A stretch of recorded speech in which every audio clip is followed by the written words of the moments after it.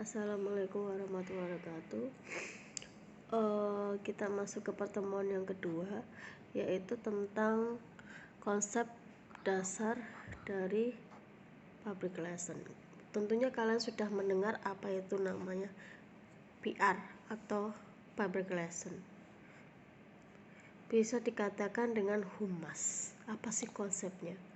Yang pertama, konsep pertama bertolak dari sikap ekologis. Sikap ekologis adalah sikap yang saling ketergantungan antara makhluk hidup satu dengan makhluk hidup yang lainnya. Yang kedua, konsep yang kedua adalah bertolak dari ketergantungan antar organisme. Maksudnya di sini yaitu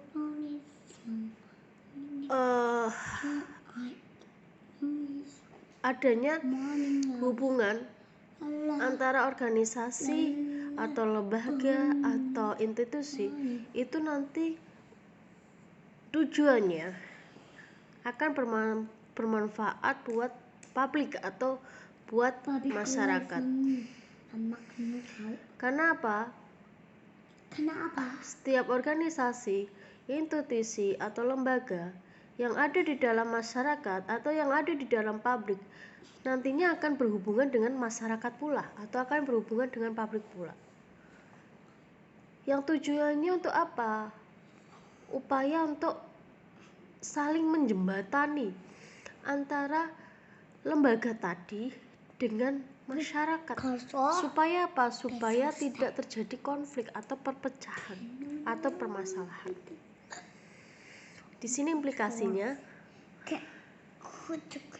pelaksanaan institusi itu akan menerima kewajiban secara moral untuk apa? Untuk menerima tanggung jawab sosial yang nantinya akan mengkomunikasikan dengan masyarakat.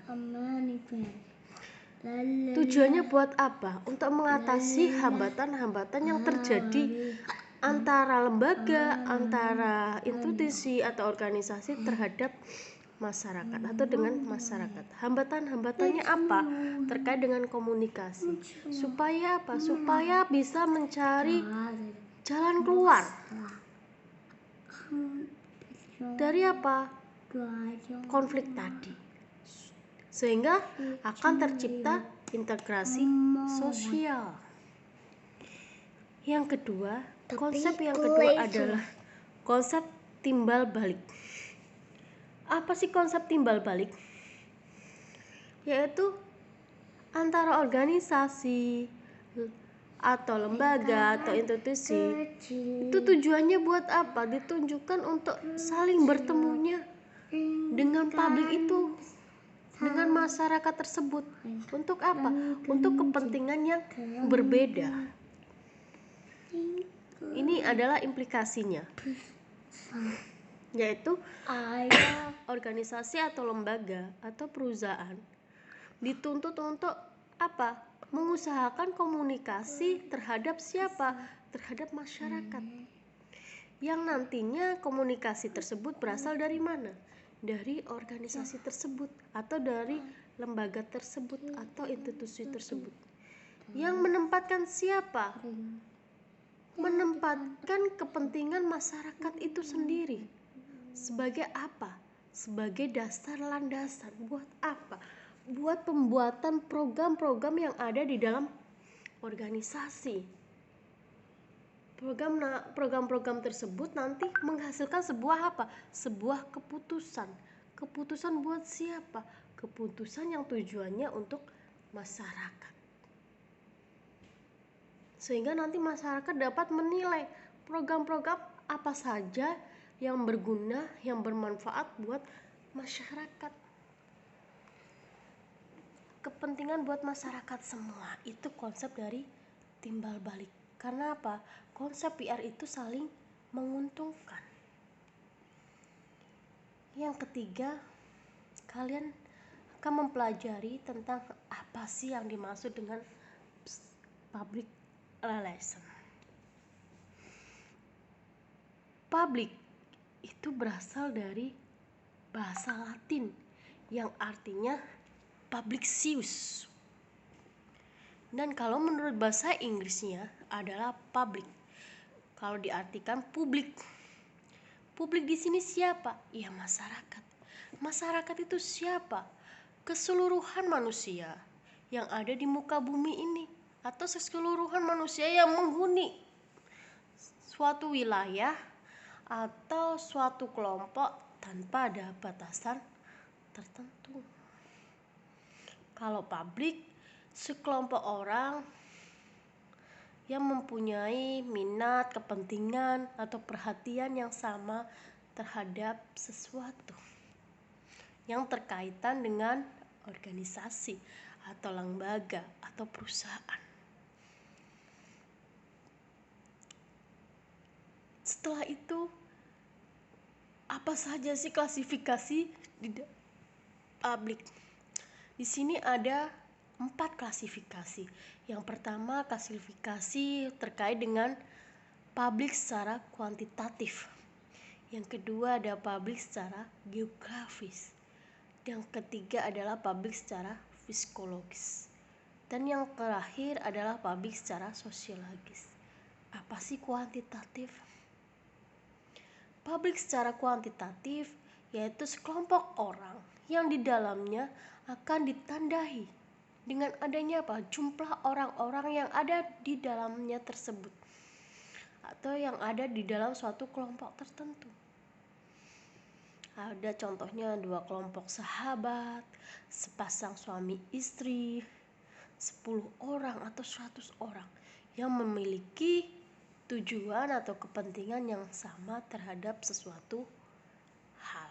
Itu namanya publik secara kuantitatif. Lalu apa sih publik secara geografis?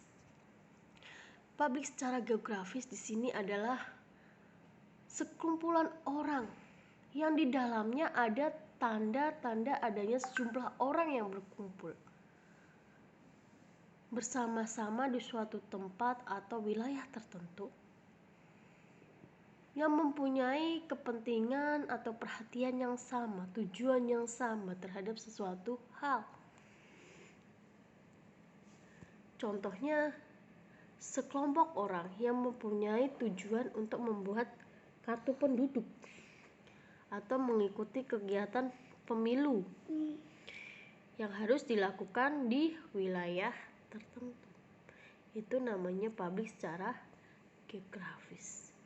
Kalau secara psikologis itu apa sih? Sekelompok orang yang di dalamnya atau sejumlah orang yang di dalamnya mempunyai minat atau perhatian yang sama terhadap sesuatu hal tanpa adanya saut paut terhadap tempat tinggal yang mereka huni atau yang mereka berada. Contohnya di sini adalah sejumlah orang yang minat terhadap produk gudang garam, produk deterjen Rinso, produk kosmetik Revlon dan sebagainya. Terus yang ketiga di sini ada publik secara sosiologis. Apa sih publik secara sosiologis?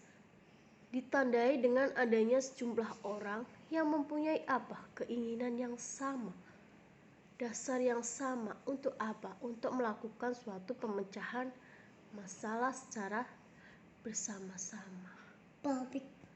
Contohnya apa? Ada permasalahan, mungkin pergusuran tanah, mogok kerja karena apa? Upah yang mereka terima mungkin tidak sesuai dengan yang mereka terima. Itu publik secara sosiologis. Ada yang namanya juga relation. Tadi sudah dijawab pengertian publik, sekarang relation. Relationnya apa? Sesuatu kegiatan yang tujuannya buat apa? Membentuk pertalian atau menjalin hubungan satu dengan yang lainnya. Itu relation. Dan ini ciri-ciri dari hakiki PR. Apa sih ciri-cirinya?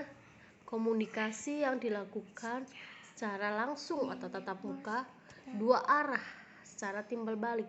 Contohnya apa? Saya dan kamu, kita berkomunikasi secara tatap muka atau dua arah. Kamu memiliki tujuan tertentu terhadap saya, dan saya pun juga akan memberikan syarat-syarat atau tujuan yang menguntungkan buat diri saya. Sama-sama ada timbal baliknya. Terus yang kedua, kegiatan yang dilakukan terdiri penyebaran informasi terkait apa? Saya mengajak kalian atau kalian mengajak saya supaya apa? Membeli produk-produk yang sudah saya keluarkan, atau mengajak tentang kajian pendapat umum yang nantinya tujuannya akan untuk siapa? Tujuannya untuk organisasi itu sendiri, supaya berkembang jangka panjangnya, supaya dapat menguntungkan atau yang lain sebagainya.